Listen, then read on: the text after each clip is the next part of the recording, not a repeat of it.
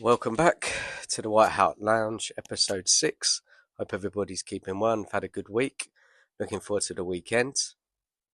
Back to review the week in Spurs, and as usual, so much been going on. So many talking points. I'll try to get through as many as I can. All started last weekend with the protest. Fantastic day. So good to see so many passionate supporters challenging the board and wanting change.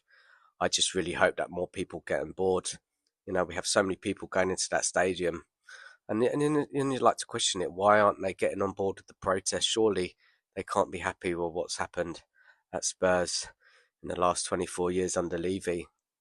And look, I hope that they've seen that the protest was safe.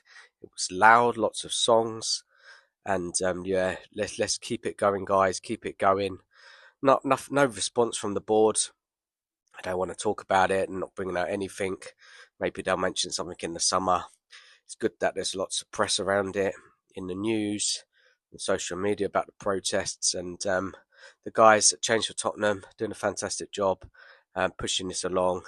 Big up to everybody who attended the protests and everybody who got involved, either from the UK, abroad, and demanding change. And that's all we can do. We have to try. If you don't try, you're not going to get anywhere. So we have to try and push for changes. As I keep saying, we want the board to take what goes on the pitch seriously. We want to be competitive. A lot of changes is needed at Spurs. This season has been very bad. And look, you just hope that in the summer that there is a kind of an inquest on what's went wrong this season, and that they start putting in some really positive changes. Obviously, there's news that we are signing a new CEO in Vinay. I'll come on to him a little bit more later in the video. So Southampton match. It was a game which we had to win. We did win. Southampton, bottom of the table. They've got relegated after that weekend. First half, we did enough, a couple of goals. Brendan Johnson with 2 clinical finishes. But second half, we kind of took the foot off the gas. Maybe they had the eye on Thursday. Maybe they were reserving energy, or they didn't want to get injured. Gave Southampton the ball. It wasn't a really good spectacle. Bit boring. But again, we got the 3 points, which was important. Solanke come under a lot of criticism. Another game without him scoring. He hasn't scored since January. He hasn't been the same player since coming back from injury. I mean, with Solanke, for me, he needs to score more goals. He needs to stay in the box, getting in and around the box. But if you look at his heat maps, he's all over the place.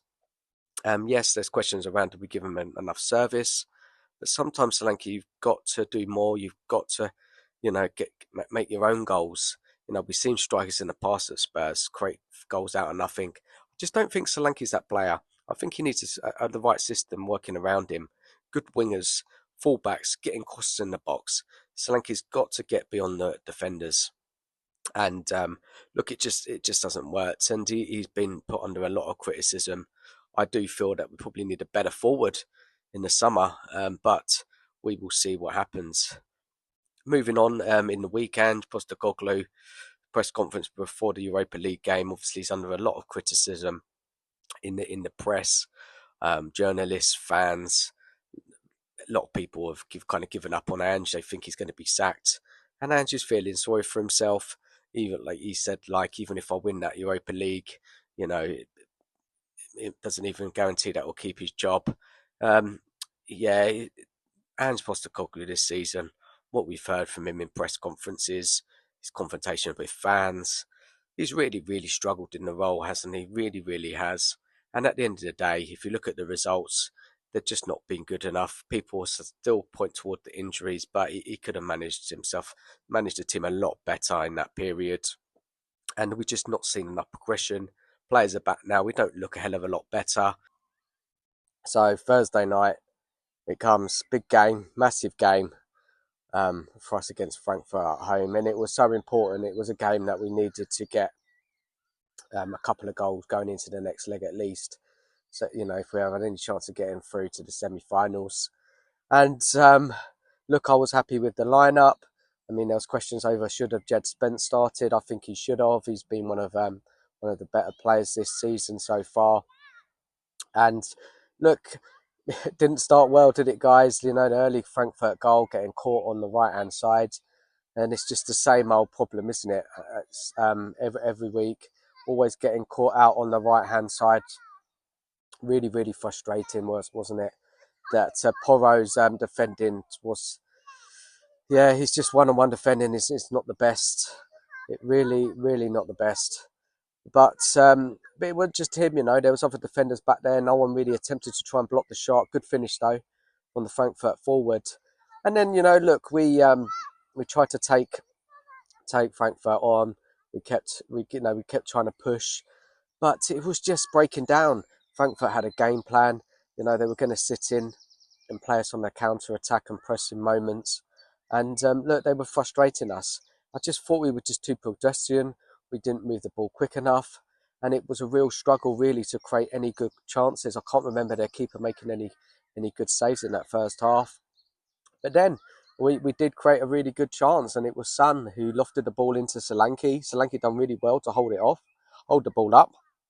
He laid it into Maddison. Maddison danced into the box, found Porro, and Porro with a lovely finish. Fantastic goal, wasn't it? Fantastic goal. And Porro making up for the mistake with the goal at the beginning of the game.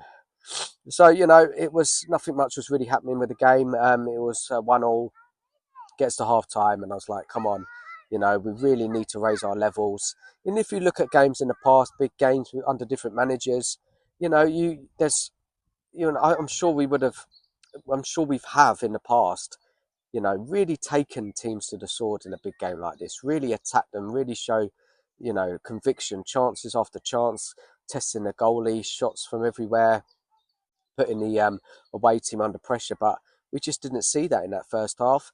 But in the second half, we did up our momentum, and we did create some really, really good chances. And it was really unfortunate that we didn't take the lead.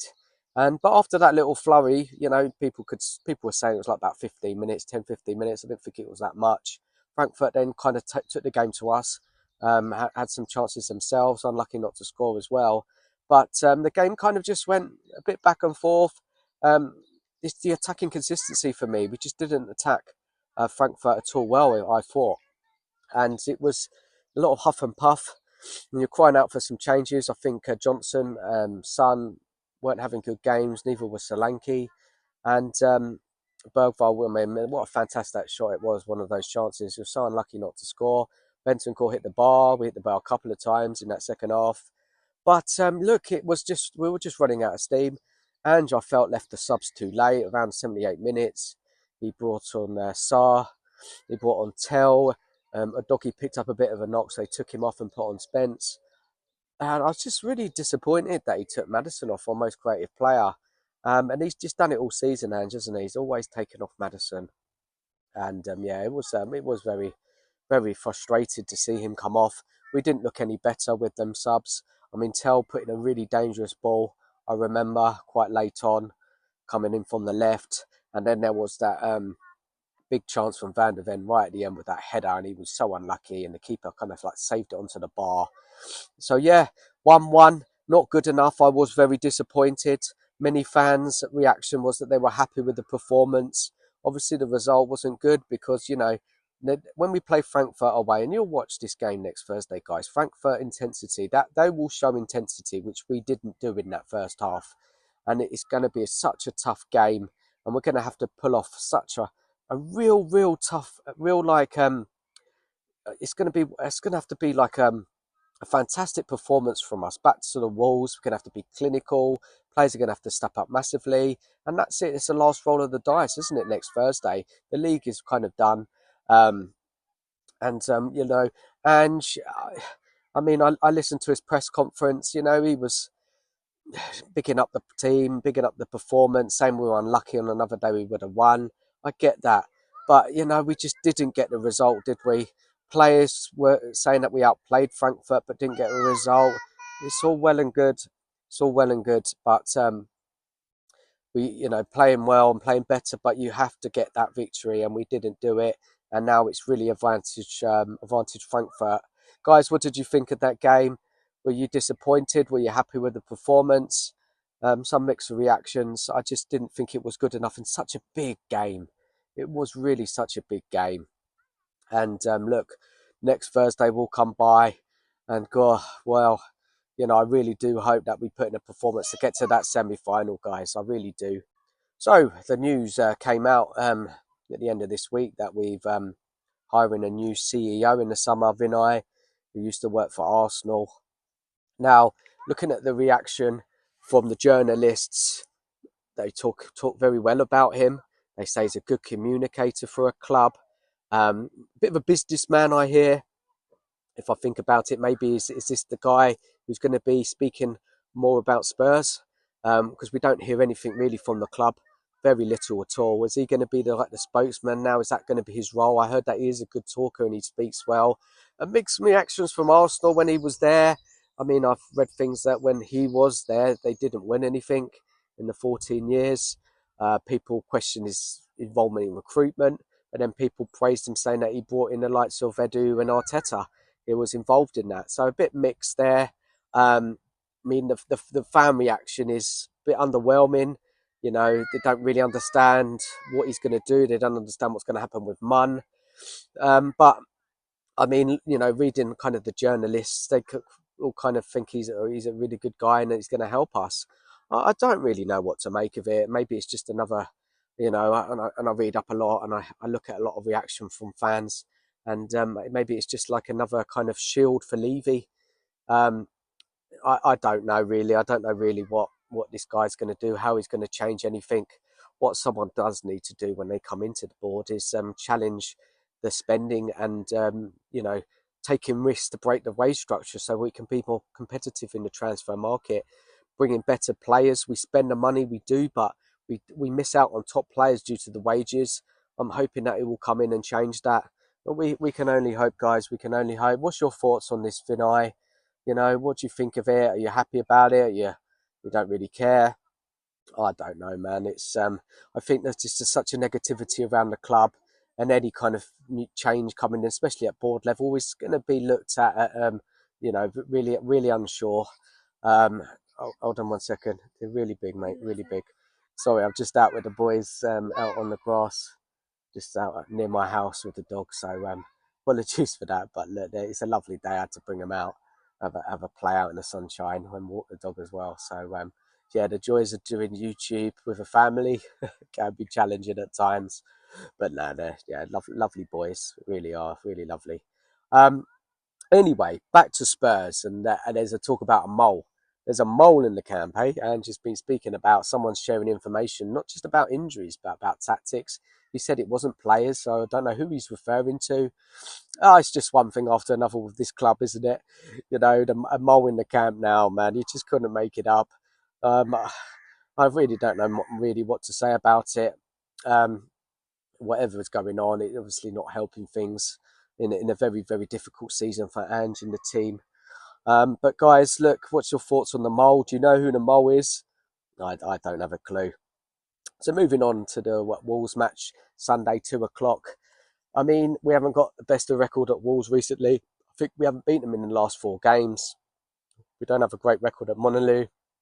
Wolves have really picked up form recently. I think they're like topping the form table with consecutive wins, something like that.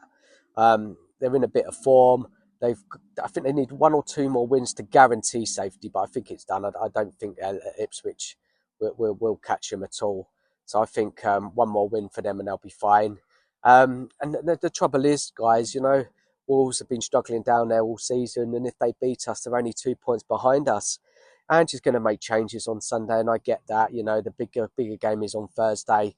It's going to be a mix of players. Probably see the likes of Telva, Richarlison playing, Basuma Sarr, Ben Davies, players like that. Maybe Spence will play. So, you know, these players, you know, it's a chance for them to kind of, you know, if they put in a good performance, maybe they can get a starting place for Thursday, because there's players who played on Thursday who really let us down, the likes of Son, Solanke, Johnson. So look, this is a chance for players to prove their worth. You know, it's kind of like a motivation for them to get into the first team and make an impact on next Thursday in a massive tie. Guys, give us your thoughts on Wolves. I know that, you know, there's not a lot of attention around Premier League. A lot of people are just kind of giving up on it. All eyes on Europa, but we don't want to lose this game. It's embarrassing if we do that. 17 defeats. Wolves could overtake us in the coming weeks if they beat us. We've got the likes of Nottingham Forest at home, Liverpool away, and I just can't see us picking up any points. We're just not playing well enough. And yeah, once that if we're out of that Europa League, the season really is going to peter out. And look, there's been so negativity this season with the club, especially with the manager, the board, protests. Oh man, it's been really, really tough, guys. And you kind of want it all to end. There's not that long left now until the season finishes. Guys, give us your thoughts on Wolves. Do you care? Do you think we're going to win? Do you think we'll lose? I think it's going to be a tricky game. Probably a draw, maybe. I think or a Wolves win. But maybe they'll surprise us and put in a good performance. Who knows? Guys, anyway, thanks for watching the video. Please leave your comments. Please like, share and subscribe. I'll be back next week for another episode. Take care of yourselves. Enjoy the rest of the weekend. And as always, come on, you Spurs.